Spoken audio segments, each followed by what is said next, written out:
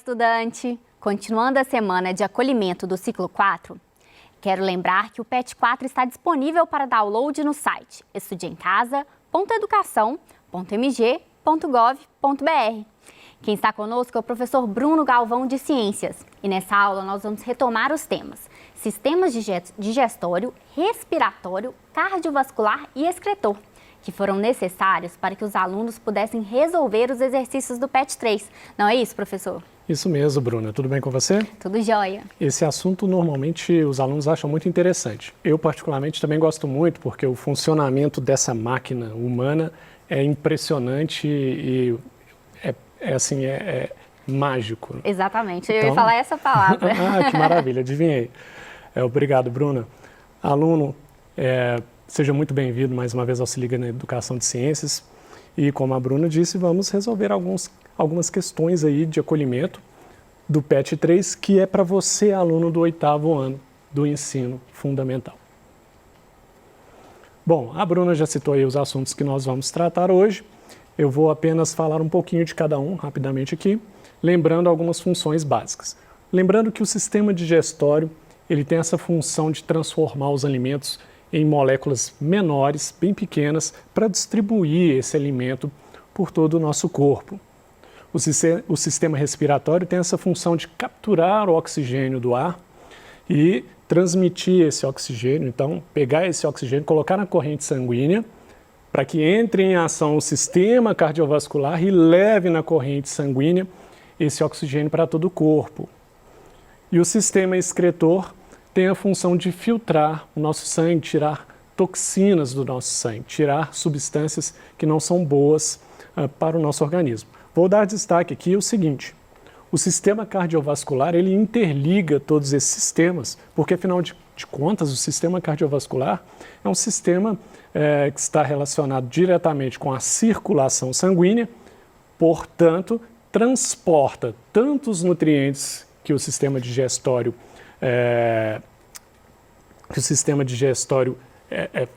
torna pequeno para nós, né, que o sistema digestório trabalha nele. O sistema cardiovascular também está envolvido no transporte do oxigênio, que é o que nós chamamos de circulação sanguínea, e também está relacionado ao sistema excretor, porque essas moléculas impuras, essas substâncias tóxicas para o nosso corpo, chegam nos rins através de veias e artérias. Para ser mais específico, chegam através de vasos sanguíneos. Na verdade, para ser até menos específico. Vamos lá para algumas questões aí. A Bruna vai me ajudar mais uma vez. Muito bacana, Bruna. Vamos lá. Questão 1. Quais substâncias são digeridas na letra A, boca, letra B, estômago e letra C, intestino delgado? Essa questão está na página 48 do PET, na semana 1. Obrigado, Bruna. Bom, e aí a gente pensa, então, a gente está pensando em 3 órgãos aí do nosso sistema digestório, que é a boca, o estômago e o intestino delgado. E eu até cheguei a comentar na minha aula que essas regiões elas têm um pH diferente. O que é isso? Uma acidez diferente. Algumas regiões são mais ácidas, outras regiões são neutras e outras regiões é o contrário de ácido, que nós dizemos que são mais básicas. Isso está relacionado diretamente com o tipo de enzima que trabalha em cada região dessa do sistema digestório. Por exemplo, a boca ela tem um pH que nós chamamos de pH alcalino, ou seja, ela não é nem ácida e nem básica. Perdão, eu falei alcalino? Voltando aqui, a boca ela tem um pH neutro, tá?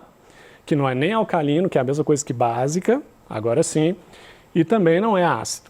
Por que isso é importante? Porque na boca age uma enzima que ela digere amido. Amido, para você ter uma ideia, é uma espécie de açúcar.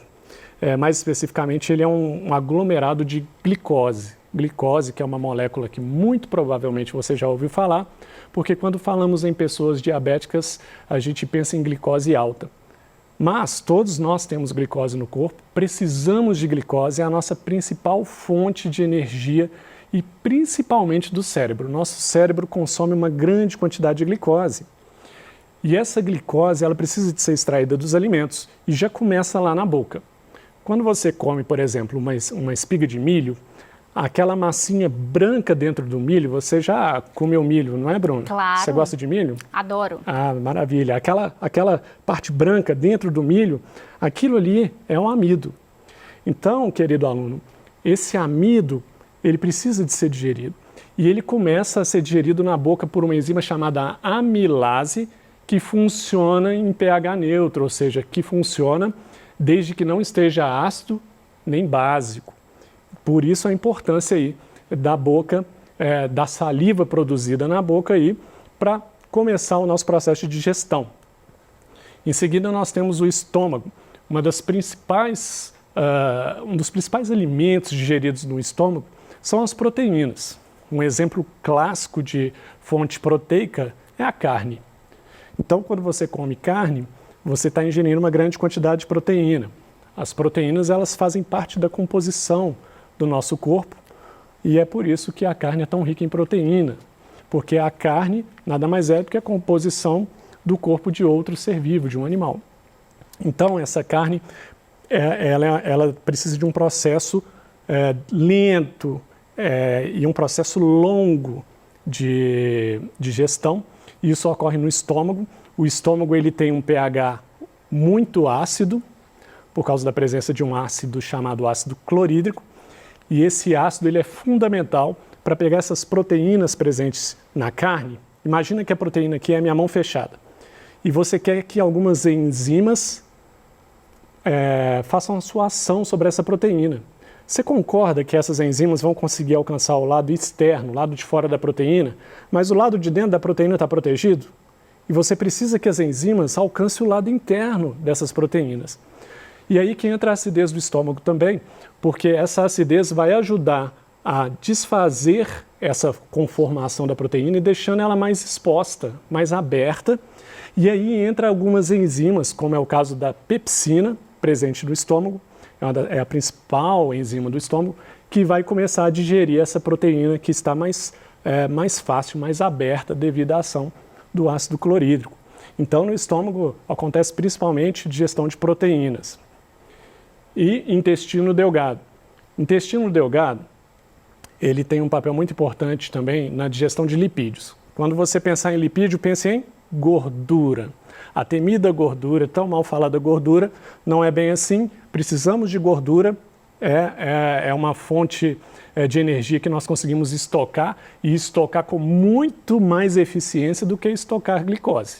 A gente consegue estocar glicose no fígado e tal, mas cada molécula de glicose, ela não tem a quantidade de energia que você consegue estocar se você estocar gordura, então. Gordura é muito importante, acredite nisso. Não estou dizendo para você comer gordura em excesso, hein? Por favor, de forma alguma. Então, o intestino delgado ele tem um papel muito importante na digestão desses lipídios, que são as gorduras, porque a vesícula biliar, que pertence ao fígado, ela consegue produzir alguns sais, que formam um líquido que é a bile. Esse bile é cheio de sais, que vão ajudar também, da mesma forma lá atrás, no estômago que a acidez ajudava a abrir proteínas. Esses sais biliares, esses sais produzidos lá no fígado, pela vesícula biliar, vão abrir também essas gorduras, e aí vai entrar uma enzima também agindo aí, que é a lipase. E aí outra coisa aqui, no intestino, aí nós não temos o pH neutro e não temos o pH ácido igual no estômago. Agora a gente tem um pH mais básico. Básico, eu também posso dizer que é a mesma coisa que alcalino, é o contrário de ácido, ok? E essas enzimas funcionam bem neste ambiente. E aí está aqui as respostas, então. A boca digere principalmente amido, o estômago proteínas, o intestino delgado lipídios. Gostaria de deixar claro para você que não é que o estômago e o intestino delgado digerem apenas o que está escrito aqui, são os principais. É bom saber que, por exemplo, as proteínas começam a ser digeridas lá no estômago e aí elas são transformadas em pedaços menores de proteínas que nós não chamamos mais de proteínas, chamamos de peptídeos. E esses peptídeos vão ser digeridos ainda mais lá no intestino delgado, tá? Que fique claro isso, existem outras enzimas digestivas e o intestino delgado ele não digere só lipídio, ele também digere alguns peptídeos, tornando-os menores ainda até ter o tamanho, né, de moléculas do tamanho adequado para entrar dentro da nossa circulação sanguínea. Vamos para mais uma, Bruna? Vamos lá. Questão 2. O que é hematose? Onde ela ocorre? É a questão 5 da página 54 do PET, da semana 2. Obrigado, Bruna. Bom, hematose, quando nós pensamos em hematose, é bom pensar nos nomes em biologia. Quando você começa com hemato ou hemo, você está pensando em sangue, porque o sangue é muito rico em células chamadas de hemácias. Então, quando você pensa em hematose, você está pensando de alguma forma no sangue. E a hematose nada mais é do que a troca gasosa que existe entre os vasos sanguíneos, mais especificamente capilares sanguíneos, que são vasos bem fininhos, que estão em contato com o pulmão, mais especificamente com os alvéolos pulmonares, que é onde realmente ocorre a troca gasosa. E os alvéolos, então, eles são como pequenas bolsas, bem fininhas essa parede desses alvéolos, e esse ar, esse oxigênio que você precisa colocar dentro do seu sangue, fica dentro dessas bolsas. E junto dessas bolsas estão muitos vasos sanguíneos.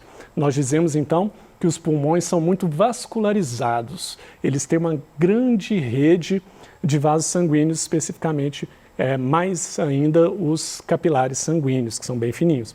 E é nessa região, entre alvéolos e capilares sanguíneos, que ocorre a troca gasosa, que entra oxigênio no sangue, saindo do pulmão, e que o sangue também devolve o gás carbônico, que é um produto do nosso metabolismo, para depois a gente jogar fora na expiração. Então eu inspiro, lá nos alvéolos o oxigênio passa para os capilares sanguíneos, e quando eu expiro, eu estou jogando fora o que o sangue trouxe, que foi a sobra, o produto, o que nós não queremos utilizar no nosso corpo, que é o gás carbônico.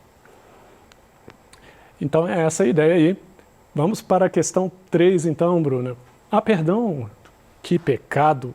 Olha só, vou corrigir esse pecado aqui. Vamos deixar aqui um pouquinho a tela para você olhar a resposta aqui da forma que está escrito aqui. A hematose é um processo de trocas gasosas que ocorre nos capilares sanguíneos dos alvéolos pulmonares através da difusão de oxigênio e gás carbônico. Está vendo que a resposta que está aqui no slide não me deixou mentir, certo? Agora sim, Bruna, vamos para a questão 3. Baseado na figura deste assunto, faça um esquema com setas e palavras descrevendo a circulação sanguínea, de forma que demonstre os caminhos do sangue venoso e arterial no coração e os destinos destes. É uma atividade 3 da página 59 do PET. Obrigado, Bruna. Essa é uma questão um pouquinho complicada, a princípio na cabeça do aluno, mas não precisa de fazer um desenho miraboloso. Não é aula de artes aqui, Pode ser um esquema, isso, perfeito. Pode ser uma bola, um desenho de uma bola como se fosse coração, dividir em 4 cavidades e colocar setinhas, indo em direção ao pulmão, indo em direção ao corpo.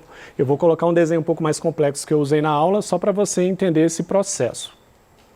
Então vamos seguir aqui as setinhas que estão aqui representadas nesse desenho, lembrando sempre que o sangue ele sempre vai entrar no coração pelo átrio direito e depois pelo átrio, né? E aí a gente vai ver que os átrios são a entrada do sangue no coração e ele só vai sair depois que passar pelos ventrículos. Isso é uma ideia boa de você saber. Então tá aqui, ó. Nós temos então, seguindo as setinhas, a entrada do sangue pelo átrio direito, seguiu para o ventrículo direito. Lembrando que o lado direito não entra em contato com o lado esquerdo, então se chegou no ventrículo direito, agora tem que sair do coração. Saiu do coração aqui, seguindo aqui alguns vasos sanguíneos que vão ser direcionados aos pulmões. O pulmão vai então fazer o trabalho dele, né, que nós sabemos que é colocar oxigênio no sangue.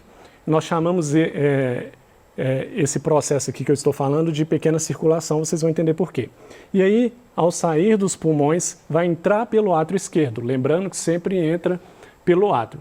Então, essa saída do coração para os pulmões e depois voltando para os pulmões, esse sangue, nós chamamos de pequena circulação. É uma circulação entre o pulmão e o coração. Bom, então, continuando aqui seguindo as setinhas. Entrou no átrio esquerdo, sempre entra pelo átrio, obrigatoriamente vai ter que ir para o ventrículo. Entrou no ventrículo esquerdo, E do ventrículo, o sangue vai ter que sair do coração mais uma vez. Agora esse sangue, então, vai sair do coração pela artéria aorta e vai seguir em direção a todos os tecidos do corpo, entregando o que o sangue tem que entregar para todo o corpo, nutrientes e oxigênio. E volta novamente para o coração, pelas veias cavas, e obviamente vai entrar no coração novamente pelo átrio direito. E sempre vai seguir esse caminho. Esse aí é um esquema, você pode fazer apenas com palavras, círculos, quadrados, e vai ficar, pode ficar simples e bem informativo. Vamos para a última questão de hoje, Bruna. Questão 4. Quais órgãos formam o sistema excretor humano? Atividade 1 da página 61. Obrigado, Bruna. Bom, eu vou colocar aqui uma figura, porque essa figura vai ajudar a gente a ver rapidamente quais são os órgãos que formam o sistema excretor. Hoje em dia é muito utilizado o nome sistema urinário, porque é bem mais específico para essa excreção de urina. Então nós temos aqui no sistema excretor 2 rins, veja só, um rim direito, um rim esquerdo. Saindo de cada rim, nós temos um ureter para cada rim, então nós temos os ureteres. Esses ureteres vão levar a urina produzida no rim até a bexiga. A bexiga vai ter esse papel de guardar a urina durante um tempo, até um determinado limite. Em geral, os adultos conseguem armazenar até 300 ml de urina. E temos finalmente a uretra, que vai ser então aquele ducto ou aquele canal por onde a urina vai sair da bexiga e ser expulso para fora do corpo do ser humano. Repare que nesse desenho eu tenho aqui a veia cava e a aorta, a veia cava e a artéria aorta, que na verdade são as que trabalham com fluxo sanguíneo para dentro e para fora dos rins. É importante destacar que a veia cava e a artéria aorta não fazem parte do sistema excretor. Como eu disse anteriormente, o sistema cardiovascular está relacionado com os demais sistemas por causa do transporte. Então, basicamente, nós temos aí 2 rins, 2 ureteres, uma bexiga e uma uretra. São os órgãos que formam o sistema excretor. Como eu disse, Bruna, falar dos sistemas que fazem parte do funcionamento do nosso corpo é muito interessante. E eu tinha isso para falar hoje. Eu gostaria de agradecer a Bruna, agradecer a você, aluno, e desejar a você bons estudos.